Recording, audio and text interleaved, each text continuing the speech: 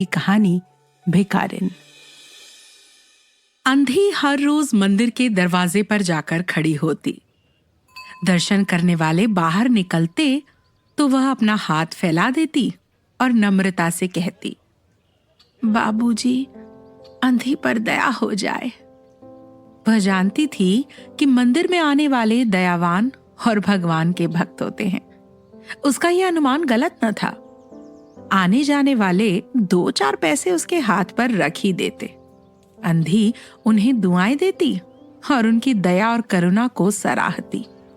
औरतें भी उसके पल्ले में थोड़ा बहुत अनाज डाल जाया करती थीं। सुबह से शाम तक वह इसी तरह हाथ फैलाए खड़ी रहती। उसके बाद मन ही मन भगवान को प्रणाम करती और अपनी लाठी के सहारे झोपड़ी की ओर चली जाती। उसकी झोपड़ी नगर से बाहर थी। रास्ते में भी विनती करती जाती, लेकिन राहगीरों में ज्यादा संख्या सफेद कपड़े वालों की होती, जो पैसे देने के बजाय ताने और झिड़कियां दिया करते हैं। तब भी अंधी निराश न होती और उसकी विनती बराबर जारी रहती। झोपड़ी तक पहुंचते पहुंचते उसे 2-4 पैसे और मिल जाते। झोपड़ी के पास पहुंचते ही एक 10 साल का लड़का उछलता कूदता आता और उससे चिपट जाता। अंधी टटोल कर उसके माथे को चूमती। बच्चा कौन है? किसका है? कहां से आया? इस बात से कोई मतलब नहीं था। 5 साल हुए पास पड़ोस वालों ने उसे अकेला देखा था। इन्हीं दिनों एक दिन शाम के समय लोगों ने उसकी गोद में एक बच्चा देखा। वह रो रहा था। अंधी उसका चेहरा चूम चूम कर उसे चुप कराने की कोशिश कर रही थी। वो कोई आम घटना नहीं थी, इसलिए किसी ने भी न पूछा कि बच्चा किसका है। उसी दिन से यह बच्चा अंधी के पास था और खुश था। उसे वह खुद से भी अच्छा खिलाती और पहनाती। अंधी ने अपनी झोपड़ी में एक हांडी गाड़ रखी थी। शाम के समय जो कुछ मांग कर लाती उसमें डाल देती और उसे किसी सामान से ढक देती, ताकि लोगों की नजर उस पर ना पड़े। खाने के लिए काफी अन्न मिल जाता था। उससे काम चलाती। पहले बच्चे को पेट भरकर खिलाती, फिर खुद खाती। रात को बच्चे को अपने गले से लगाकर वहीं पड़ी रहती। सुबह होते ही उसे खिला पिलाकर फिर मंदिर के दरवाजे पर जा खड़ी होती। काशी में सेठ बनारसी दास बहुत नामी आदमी थे। बच्चा बच्चा उनकी कोठी जानता था। बहुत बड़े देशभक्त और धर्मात्मा हैं। धर्म में उनकी बड़ी रुचि है। दिन के 12 बजे तक सेठ नहाने और पूजा पाठ में व्यस्त रहते। कोठी पर हर समय भीड़ लगी रहती। कर्ज लेने वाले तो आते ही थे, लेकिन ऐसे लोगों का भी तांता बंधा रहता जो अपनी पूंजी सेठ जी के पास अमानत यानी डिपॉजिट के रूप में रखने आते थे। सैकड़ों भिखारी अपनी जमा पूंजी इन्हीं सेठ जी के पास जमा कर जाते। अंधी को भी यह बात मालूम थी, मगर पता नहीं अब तक वह अपनी कमाई यहां जमा कराने में क्यों हिचकिचाती रही। उसके पास काफी रुपए हो गए थे। हांडी लगभग पूरी भर गई थी।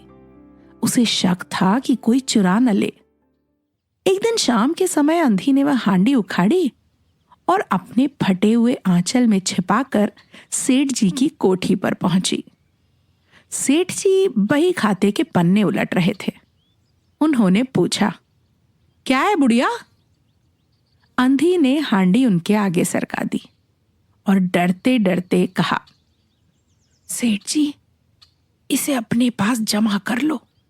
मैं अंधी अपाहिज कहां रखती फिरूंगी।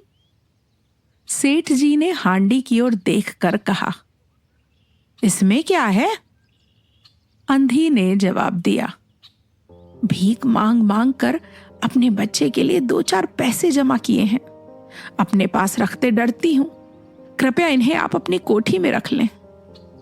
सेठ जी ने मुनीम की ओर इशारा करते हुए कहा, बही में जमा कर लो।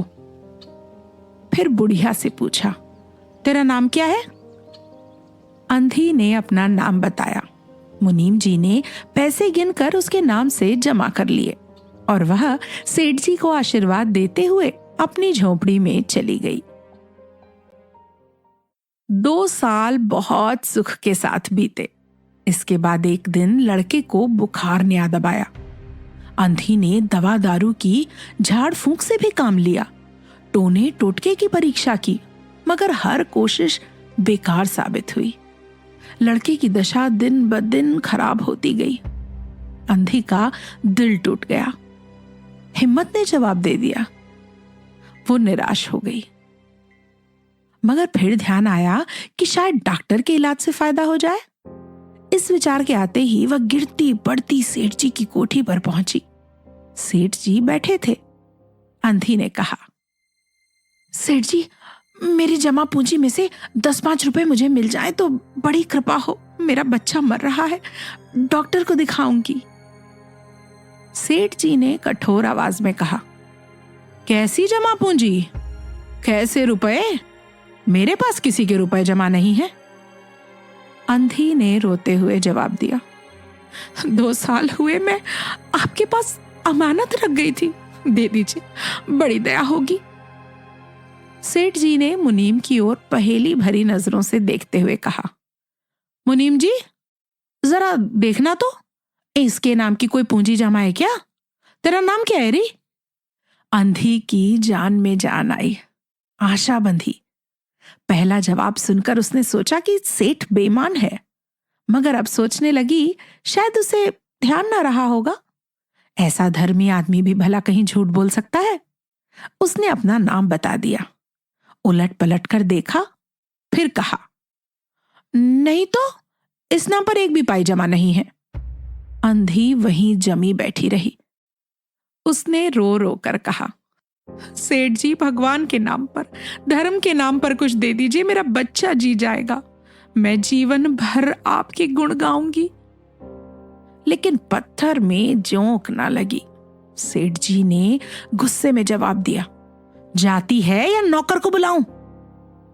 अंधी लाठी टेक कर खड़ी हो गई और सेठ जी की ओर मुंह करके बोली, अच्छा, भगवान तुम्हें बहुत दे। और ये कहकर अपनी झोपड़ी की ओर चल दी। ये आशीर्वाद न था, बल्कि एक दुखी का श्राप था। बच्चे की दशा बिगड़ती गई। दवा दारू हुई ही नहीं, फायदा कैसे होता? एक दिन उसकी हालत बहुत नाजुक हो गई। जान के लाले पड़ गए। उसके जीवन से अंधी भी निराश हो गई। सेठ जी पर रह रह कर उसे गुस्सा आ रहा था। इतना अमीर आदमी है, 2-4 रुपए दे देता तो क्या चला जाता? और फिर मैं उससे कुछ दान नहीं मांग रही थी, अपने ही रुपए मांगने गई थी। उसे सेठ जी से घृणा हो गई। बैठे बैठे उसे कुछ ध्यान आया। उसने बच्चे को अपनी गोद में उठा लिया और ठोकरें खाती गिरती पड़ती सेठ जी के पास पहुंची और उनके दरवाजे पर धरना देकर बैठ गई। बच्चे का शरीर बुखार से तप रहा था और अंधी का दिल भी। एक नौकर किसी काम से बाहर आया। अंधी को बैठा देखकर उसने सेठ जी को सूचना दी। सेठ जी ने कहा कि उसे भगा दो। नौकर ने अंधी से चले जाने को कहा, मगर वो उस जगह से न हिली। मारने का डर दिखाया, पर वह टस से मस न हुई। उसने फिर अंदर जाकर कहा कि वह नहीं जाती। सेठ जी खुद बाहर पधारे। देखते ही पहचान गए। बच्चे को देखकर उन्हें बहुत आश्चर्य हुआ कि उसकी शक्ल सूरत उनके मोहन से बहुत मिलती जुलती है। 7 साल हुए तब मोहन किसी मेले में खो गया था। उसकी बहुत खोज की, पर कोई पता न चला। उन्हें याद आया कि मोहन की जांघ पर एक लाल रंग का निशान था। इस विचार के आते ही उन्होंने अंधी की गोद से बच्चे की जांघ देखी। निशान जरूर था, मगर पहले से कुछ बड़ा। उन्हें विश्वास हो गया कि बच्चा उन्हीं का है। उन्होंने तुरंत उसे छीनकर अपने कलेजे से चिपटा लिया। बच्चे का शरीर तप रहा था। फिर उन्होंने नौकर को डॉक्टर लाने के लिए भेजा और खुद मकान के अंदर चल दिए। अंधी खड़ी हो गई और चिल्लाने लगी, मेरे बच्चे को ना ले जाओ, मेरे रुपए तो हजम कर गए, अब क्या मेरा बच्चा भी मुझसे छीनोगे? सेठ जी बहुत चिंतित हुए और कहा, बच्चा मेरा है, यही एक बच्चा है। 7 साल पहले कहीं खो गया था, अब मिला है, सो इसे कहीं नहीं जाने दूंगा। और लाख कोशिश करके भी इसकी जान बचाऊंगा। अंधी ने एक जोर का ठहाका लगाया। तुम्हारा बच्चा है, इसीलिए लाख कोशिश करके भी उसे बचाओगे। मेरा बच्चा होता तो उसे मर जाने देते। क्यों? यह भी कोई न्याय है? इतने दिनों तक खून पसीना एक करके उसे पाला है, मैं उसे अपने पास से नहीं जाने दूंगी। सेठ जी की अजीब दशा थी, कुछ करते धरते नहीं बन पड़ रहा था। कुछ देर वहीं चुपचाप खड़े रहे, फिर मकान के अंदर चले गए। अंधी कुछ समय तक खड़ी रोती रही, फिर वो भी अपनी झोपड़ी की ओर चल दी। दूसरे दिन सुबह प्रभु की कृपा हुई, यह दवा ने जादू का सा असर दिखाया। मोहन का बुखार उतर गया। होश आने पर उसने आंखें खोली तो पहला शब्द उसकी जबान से निकला, मां। चारों ओर अनजान शक्लें देखकर उसने अपनी आंखें फिर से बंद कर लीं। उस समय से उसका बुखार फिर तेज होना शुरू हो गया। मां मां की रट लगी हुई थी। डॉक्टरों ने जवाब दे दिया। सेठ जी के हाथ पांव फूल गए। हर ओर अंधेरा दिखाई पड़ने लगा। क्या करूं? एक ही बच्चा है, इतने दिनों बाद मिला भी तो मौत उसे अपने चंगुल में दबा रही है। इसे कैसे बचाऊं? अचानक उन्हें अंधी का ध्यान आया। पत्नी को बाहर भेजा कि देखो कहीं वह अब तक दरवाजे पर न बैठी हो, मगर वह कहां? सेठ जी ने घोड़ा गाड़ी तैयार कराई और बस्ती से बाहर उसकी झोपड़ी पर पहुंचे। झोपड़ी बिना दरवाजे की थी। वो अंदर गए, देखा अंधी एक फटे पुराने बिस्तर पर पड़ी थी और उसकी आंखों से आंसुओं की धारा बह रही थी। सेठ जी ने धीरे से उसे हिलाया। उसका शरीर भी आग की तरह तप रहा था। सेठ जी ने कहा, बुढ़िया, तेरा बच्चा मर रहा है। डॉक्टर निराश हो गए। रह रहकर वह तुझे पुकारता है। अब तू ही उसकी जान बचा सकती है। चल और मेरे नहीं, अपने बच्चे की जान बचा ले। अंधी ने जवाब दिया, मरता है तो मरने दो, मैं भी मर रही हूं। हम दोनों स्वर्ग लोक में फिर मां बेटे की तरह मिल जाएंगे। इस लोक में सुख नहीं है, वहां मेरा बच्चा सुख में रहेगा। मैं वहां उसकी अच्छे से देखभाल करूंगी। सेठ जी रो दिए। आज तक उन्होंने किसी के सामने सर न झुकाया था, मगर इस समय अंधी के पांव पर गिर पड़े और रो रो कर कहा, ममता की लाज रख लो, आखिर तुम भी उसकी मां हो। चलो, तुम्हारे जाने से वो बच जाएगा। ममता शब्द ने अंधी को बेचैन कर दिया। उसने तुरंत कहा, अच्छा चलो। सेठ जी सहारा देकर उसे बाहर लाए और घोड़ा गाड़ी पर बैठा दिया। घोड़ा गाड़ी घर की ओर दौड़ने लगी। उस समय सेठ जी और अंधी भिखारन दोनों की एक ही दशा थी। दोनों की यही इच्छा थी कि जल्दी से जल्दी अपने बच्चे के पास पहुंच जाएं। कोठी आ गई। सेठ जी ने सहारा देकर अंधी को उतारा और अंदर ले गए। भीतर जाकर अंधी ने मोहन के माथे पर हाथ फेरा। मोहन पहचान गया कि ये उसकी मां का हाथ है। उसने तुरंत आंखें खोल दी और उसे अपने पास खड़े हुए देखकर कहा, मां, तुम आ गई। अंधी भिखारन मोहन के सिरहाने बैठ गई और उसने मोहन का सिर अपनी गोद में रख लिया। उसे बहुत सुख महसूस हुआ और वह उसकी गोद में तुरंत सो गया। दूसरे दिन से मोहन की हालत अच्छी होने लगी और 10-15 दिन में वह बिल्कुल ठीक हो गया। जो काम हकीमों के जो शानदेह वैद्यों की पुड़िया और डॉक्टरों के मिक्सचर न कर सके, वह अंधी की प्रेम भरी सेवा ने पूरा कर दिया। मोहन के पूरी तरह ठीक हो जाने पर अंधी ने विदा मांगी। सेठ जी ने बहुत कुछ कहा सुना कि वह उन्हीं के पास रह जाए, मगर वह राजी न हुई। मजबूर होकर विदा करना पड़ा। जब वह चलने लगी तो सेठ जी ने रुपयों की एक थैली उसके हाथ में दे दी। अंधी ने पूछा, इसमें क्या है? सेठ जी ने कहा, इसमें तुम्हारी अमानत है, तुम्हारे रुपए। मेरा वह अपराध। अंधी ने बात काटकर कहा, यह रुपए तो मैंने तुम्हारे मोहन के लिए जमा किए थे, उसी को दे देना। अंधी ने थैली वहीं छोड़ दी और लाठी टेकते हुए चल दी। बाहर निकलकर फिर उसने उस घर की ओर नजर उठाई। उसकी आंखों से आंसू बह रहे थे, मगर वह एक भिखारन होते हुए भी सेठ से महान थी। इस समय सेठ याचक था और वो दाता थी। आज सेठ जी हाथ फैलाए हुए थे और बुढ़िया दानी बन गई थी।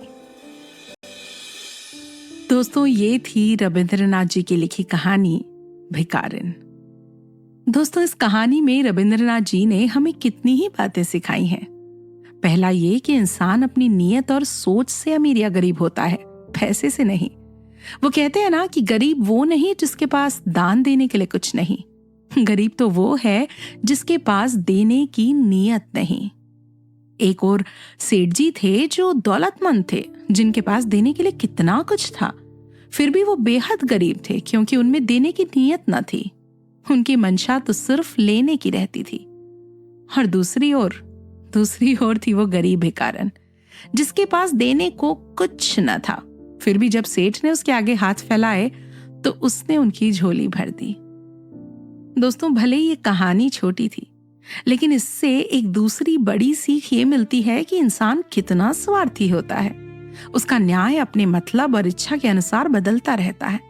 जब तक वो बच्चा भिखारिन का था, पराया था, तब तक उसके मरने की परवाह सेठ को न थी। पर यह पता लगते ही कि वो उसका खून है, उसे बचाने के लिए सेठ जी एक गरीब भिखारिन से मिन्नतें करने तक को तैयार हो गए। और तीसरी सीख जो हमें इस कहानी से मिलती है वो ये कि वक्त का पहिया कब पलटता है ये कोई नहीं जानता। आज जो हाथ फैलाए खड़ा है, कल शायद वो इस दुनिया का सबसे बड़ा दानी बन जाए। ये कौन कह सकता है। जैसे वो बूढ़ी भिखारिन बन गई थी, दौलत के नाम पर उसके पास 4 पैसे और वो बच्चा था जिन्हें उसने सेठ को सौंप दिया था।